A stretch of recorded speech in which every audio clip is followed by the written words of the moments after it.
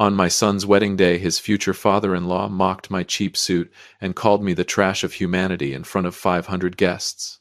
They thought it was a display of upper-class status, but they had no idea who they were dealing with. Welcome to Dad's Revenge, real life. Grab a drink, some snacks, sit back comfortably, and remember this: the people in these stories always had every chance to do the right thing, they just chose wrong. Subscribe and leave a comment with the city you are watching from so I can see how far this story travels. The story began with the elegant sound of a symphony echoing through the ballroom of a five-star hotel. The scent of pure white lilies filled the air. But to me it reeked of contempt. Darius, my son, stood there glowing in an expensive tuxedo. Beside him was Rowan Sterling, the bride, with striking beauty but eyes as cold as ice. I walked toward the front row where the parents were supposed to sit, but a hand covered in diamond rings blocked my path. It was Devlin Sterling, Rowan's father. He looked at the old suit I had worn for the past 10 years. His eyes swept over my worn leather shoes as if he were staring at a stain on a marble floor. Devlin leaned close to my ear, his voice hissing through clenched teeth. "Mr. Bennett, look at yourself. Are you planning to ruin my daughter's $1 million wedding photos? Your presence here is an insult to the Sterling family name." I stood still. My face did not change. It felt as if all the weight in the world had settled into my feet. "Where would you like me to sit?" I asked quietly. Devlin smirked. He pointed toward the back of the ballroom near the kitchen doors where gray smoke drifted out along with the constant clatter of dishes. A lonely table sat there with the number 44 on it. "That is your seat. Table 44. The number of death. Perfect for an old man heading to the grave while still poor." I looked over at Darius. He was busy greeting powerful officials. He had no idea his own father was being shoved aside like a stray dog. Rowan walked over, smiling sweetly for the cameras, but her words sliced like a surgical blade. "Father-in-law, please do not make a scene. Just sit there quietly and finish whatever leftovers come out of the kitchen. It is the last privilege I will ever give to your broken family." They turned and walked away. The sharp clicking of Rowan's heels against the marble floor sounded like knives being sharpened. Silently, I walked toward table 44. With every step I took, the silence inside me became more terrifying. They thought they were controlling a small current, but they did not realize that I was the ocean. What would you do if your family were humiliated like this? Comment number 1, if you stand with dignity, or number 2, if you would fight back right there in the moment. I really want to know how you feel. I sat there at table 44. The sound of shattering dishes from the kitchen drowned out the wedding music. The smell of leftover food hit me straight in the face. Suddenly a shadow fell across my table. Rowan stood there, holding a freshly printed wedding photo. She threw it into the puddle of water on the table. "Look at this, Mr. Bennett," Rowan hissed. "Your face in this picture ruins the entire frame. Do not make me call security to throw you out like a beggar." Darius walked over. He saw the ruined photo. He saw his father sitting beside the kitchen trash. His eyes turned red with fury. A deadly silence spread through the ballroom. Devlin Sterling stepped forward and patted Darius on the shoulder, his voice dripping with mockery. "Son-in-law, tell your father to disappear before his poverty infects the Sterling family's good fortune." Darius looked at Devlin. Then he looked at Rowan. Slowly he removed the wedding ring from his finger. The sharp sound of metal hitting the wooden table cut through the silence. Darius grabbed my arm. "Dad, we are leaving." The entire ballroom stopped breathing. Rowan screamed in hysterics. "Have you lost your mind? If you walk out of here, you will not have a single dollar left. You will end up living in the gutters with this old man." Darius never looked back. He led me across the red carpet. Every step he took felt as final as a death sentence. The crowd began whispering. Mocking laughter chased after us from behind. "Let them laugh, son," I whispered. "Real power is never found in noise." We stepped outside the hotel. The night wind was freezing cold. Behind us were the luxurious lights of the Sterling family. Ahead of us stood the darkness of old rotting wooden houses. But hidden inside that darkness was an empire waiting for our return. Darius looked at me, his voice trembling but firm. "Dad, are we really going back to that old house?" I smiled. The kind of smile that terrified anyone who truly knew me. "We are not going back there to live, Darius. We are going back to open the gates of hell for the Sterling family. Are you curious about what is hidden beneath that rotting wooden house? Stay tuned to see the real weapon I have been preparing for the last 20 years. The old battered car stopped in front of a wooden house on the outskirts of town. Rotten floorboards creaked beneath our feet. Wind howled through the cracks in the walls like the cries of ghosts from the past. Darius looked around. Disappointment was written all over his face. "Dad, what are we supposed to do in this ruined place?" I did not answer. I walked to a dusty bookshelf and gently turned a small wooden statue. A deep mechanical sound rumbled beneath us. The ground trembled softly. Slowly, the wooden wall split apart. Behind it appeared a gleaming steel passageway. Cold air rushed upward from underground. "Come with me," I said. Darius froze in shock. He followed me down the metal staircase. Beneath the surface of poverty was another world entirely. Blue light from hundreds of computer screens flickered to life. The quiet hum of servers sounded like the breathing of a sleeping monster. This was not a basement. This was the command center of Bennett Global Holdings. Darius stammered. "Since when? Why did I never know about any of this?" I sat down in a black leather chair and watched endless streams of financial data flow across the monitors. True wealth is silence. Real power is patience. For the last 20 years, I have built a network that stretches across this entire continent from this very rotten place. I typed a string of commands. On the massive screen, the financial structure of the Sterling family appeared. It was riddled with hidden debts and cracks disguised beneath luxury. They believe they are kings of the earth, but they do not realize that every piece of land beneath their feet belongs to me. I have waited for the day they humiliated you to begin this purge. I handed Darius a tablet. On the screen was a list of major international banks. "Son, tonight you chose your father over their money, so now I will show you the true power of integrity." I pressed the final enter key. Instantly, the entire Sterling financial empire turned bright red on the screen. Revenge does not need noise. It only needs absolute precision. Darius stared at me, breathing heavily. "Dad, what are you going to do first?" I looked at the clock. Midnight, exactly. It is time for all their black cards to become worthless pieces of plastic. Do you want to know what it feels like for a millionaire to realize he has lost every dollar on his wedding night? Do not take your eyes off the screen. At the five-star hotel, the wedding reception continued even without the groom. Rowan stood in the middle of the guests, holding her elite black card. A smug smile spread across her face as she ordered dozens of the most expensive bottles of wine to celebrate the disappearance of my son and me. The waiter swiped the card. The machine rejected it with a dry, lifeless beep. "Try again," Rowan snapped impatiently. The waiter swiped it a second time, then a third. The same cold beeping sound echoed through the ballroom. "I am sorry, ma'am. This card has been frozen." Rowan laughed loudly. "Ridiculous. My father is Devlin Sterling. This card has no limit." She pulled out another card, then another. Every single one was declined. The color drained from Rowan's face. At that same moment, inside the secret underground command center, I watched everything through the hotel security cameras. My finger had just executed the command that froze the entire Sterling financial system. Darius stood beside me, staring at the endless streams of numbers flashing across the monitors. "Dad, what exactly did you do?" I took a sip of my $5 coffee. "A surgery without knives, son. I just severed the arteries of an arrogant monster."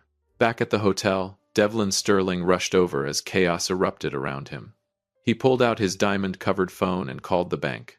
But the only thing waiting on the other end was the cold sound of endless ringing tones. Every financial door had slammed shut in his face tonight. The guests began whispering among themselves. The admiration in their eyes slowly turned into mockery. Rowan stood frozen in the middle of the luxurious ballroom. Her $1 million wedding gown now looked like torn fabric in the face of brutal reality. "Money is a religion," I whispered. "And tonight the Sterling family has officially been expelled from heaven." But this was only the opening shot. The arrogant still had one final weapon left to fight back with the cunning of a woman cornered with nothing left to lose. The most fitting punishment for arrogant people is forcing them to live the very life they once mocked. The camera flashes faded away. In their place came the harsh glow of the phone in Rowan's hand. She collapsed onto the ballroom floor, her hair disheveled, tears streaming down her face. Then the live stream began. "Everyone please help me," Rowan sobbed into the camera. "My husband ran away with his insane father. They stole all of my family's money. I am being emotionally abused on my own wedding night." The viewer count exploded. Thousands of furious comments flooded in against my son and me. Rowan played the role of the perfect victimized bride. She even showed red marks on her wrists that were nothing more than pressure lines from jewelry that had been too tight. Inside the underground command center, Darius clenched his fists and started to rise from his chair. Dad, we have to respond right now. She is destroying your reputation. I raised my hand to stop him. My silence remained as cold as ice. When your enemy is making mistakes, never interrupt them, I said calmly. Darius stared at me in confusion. She is turning the whole world against us. The higher someone climbs, the harder they fall, son. She is building herself a tower made of lies. All we have to do is wait before pulling out the final support beneath it. Lies may run fast, but the truth always has stronger legs. I opened another classified file. It contained the movement schedule of Catherine Rowan's mother. Rowan continued her performance on social media, completely unaware that somewhere else in the shadows, her own mother was preparing an even more disgusting scheme to blackmail us. They think public sympathy is power. They forget that true power belongs to the person holding the truth. What do you think a mother would do to protect her daughter? A sudden stroke at St. Jude Hospital was already being staged. But the Sterling family had no idea that I had purchased that hospital long before they ever stepped through its doors. The scream of ambulance sirens tore through the night. Catherine Sterling was rushed into St. Jude Hospital in supposedly critical condition. At least, that was what the Sterling family wanted the world to believe. Reporters crowded the hospital lobby. Rowan appeared with a pale face, crying dramatically in front of every camera. "Look at what the Bennett family has done," she sobbed. "They pushed my mother into having a stroke. They are killers without knives." Rowan performed beautifully. The crowd quickly turned furious. People demanded justice for the poor woman supposedly fighting for her life inside the hospital's private emergency ward. Inside the dark surveillance room, I watched every screen in silence. Darius stood beside me, breathing heavily. "Dad, if we do not stop this now, they are going to burn our reputation to the ground." I smiled. The smile of a man who had already calculated every heartbeat of his enemies. "Son, learn how to control the ground beneath your enemy's feet." I picked up my phone and connected directly to the hospital broadcasting system.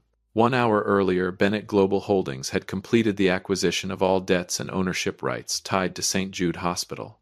Every brick in that building now belonged to me. Suddenly, every large screen in the hospital lobby and every live stream connected to Rowan's broadcast flickered with static. A new image appeared. It was the VIP hospital room where Catherine Sterling was supposedly dying. There was no oxygen mask, no emergency, no suffering. Catherine Sterling was standing perfectly healthy, holding an expensive glass of wine. She danced to loud music playing from her phone, while laughing with a friend over FaceTime. "My daughter is such a brilliant actress," Catherine laughed loudly. "We are going to make millions from this lawsuit." Her voice echoed clearly through the hospital speakers. The entire lobby fell silent. Rowan froze in place. The phone slipped from her trembling hand and shattered against the floor. Every reporter instantly turned their cameras toward the terrified face of the so-called victimized bride. "Mr. Sterling," my voice thundered through the hospital sound system, "my money can save lives, but it will never be used to feed parasites pretending to suffer." The lie had been exposed in the exact place where it was born. This is what integrity looks like when it finally speaks. If you believe integrity is the greatest currency of all and lies deserve punishment, hit like and subscribe now so you do not miss the next collapse waiting for the Sterling family. The Sterling family had lost their media weapon. But Devlin still had one final pillar holding him up: his elite connections on the golf course. What he did not realize was that the ground beneath his feet had already begun to shift. The sunrise over the emerald green golf course looked peaceful, but it was the calm before the storm. Devlin Sterling stood among powerful investors swinging his club as though nothing had happened. He needed new contracts to stop his collapsing empire from bleeding out completely. I walked onto the course wearing the same old worn suit and the same scuffed leather shoes. Darius walked beside me, his face calm and still, like a lake without a ripple. Devlin spotted us immediately. He sneered and threw his golf club onto the grass. "Where is security? Why is trash like this allowed in here? This place is for people with class. Get out of my sight before I call the police for trespassing." The investors looked at me with disgust. They whispered about the poor old man daring to step into the territory of the ultra-wealthy. Devlin marched toward me, his voice sharp with hatred. "Mr. Bennett, look at your clothes. They are making the grass die. Leave now." I did not even look at him. Instead, I looked toward the distance where a golf cart was speeding toward us. The course manager jumped out drenched in sweat. He ignored Devlin completely and ran straight toward me before bowing at a perfect 90-degree angle. Chairman Bennett, all ownership transfer procedures for this property have been completed. As of this moment, you are the sole owner of this entire golf course.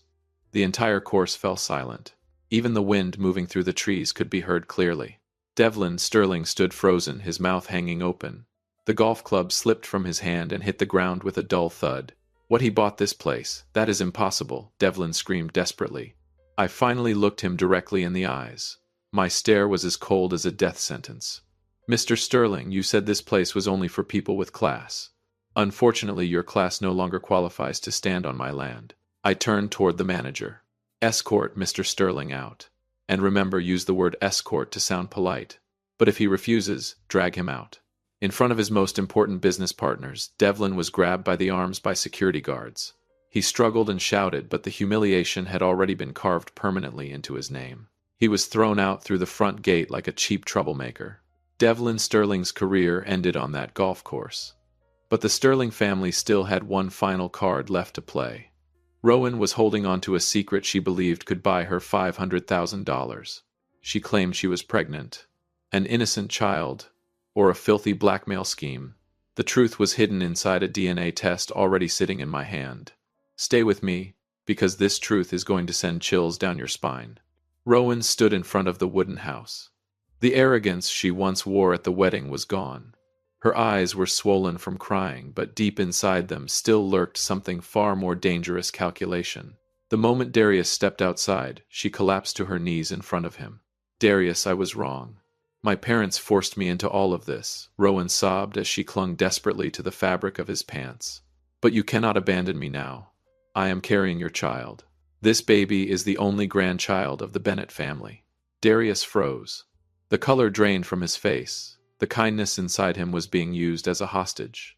Rowan noticed his hesitation immediately, and she delivered her final strike. All I need is $500,000, so I can disappear quietly and raise the baby alone. I do not want your wealth. I just want our child to have a future. I stepped out from the shadows of the porch. In my hand was a white envelope. The soft rustling of paper sounded colder than the wind slipping through the cracks of the old house. Rowan, you are right about one thing, I said in a low voice. A child is innocent, but lies are never innocent. I threw the DNA test onto the ground. The black letters spread across the paper under the pale sunlight. Rowan saw the St. Jude Hospital heading at the top of the document. Instantly, every drop of color vanished from her face. This test was secretly conducted using the biopsy sample you provided last week, I continued calmly. The child has no connection to the Bennett bloodline. It is the result of your private training sessions with your fitness coach. Darius stepped backward. The look in his eyes was no longer pain. It was pure disgust. He stared at Rowan, as if she were something that had crawled out of the mud. Your presence contaminates the air around us, Darius said hoarsely. Rowan was speechless. She lunged toward the DNA report, desperate to tear it apart, but I stepped forward and crushed the last bit of hope she had left. You were willing to use an innocent life as currency for luxury. That is the poorest form of character I have ever witnessed. The most fitting punishment for arrogant people is forcing them to live the very life they once mocked. Rowan was thrown off the property in complete humiliation. But the purge was far from over. Police vehicles were already heading toward the Sterling mansion carrying an emergency arrest warrant. Why did Devlin Sterling begin trembling the moment he saw those old tax records? Because the Sterling Empire was about to vanish from the business world forever. Watch closely as I erase an entire dynasty in the span of a single note. Police sirens screamed through the gates of the Sterling mansion. Red and blue lights swept across the lifeless marble statues surrounding the estate. Devlin Sterling stood frozen in place, his face gray as ashes. In his trembling hands was the stack of tax records that had finally been exposed. Mr. Devlin Sterling, you are under arrest for large-scale financial fraud and money laundering, one of the officers announced firmly. The sharp click of metal handcuffs echoed through the night. Devlin turned toward me. I stood beside my battered old car, calmly watching his empire collapse. Why are you doing this to me? Devlin shouted in desperation. I stepped closer. Only a single breath separated us, yet we stood in two completely different worlds. You are not being arrested because of me, Devlin. You are being arrested because of your own greed. I simply brought into the light what you spent years hiding in the dark. At the same moment, government officers began sealing the golden doors of the mansion. The houses, the cars, every remaining asset owned by the Sterling family was frozen and seized.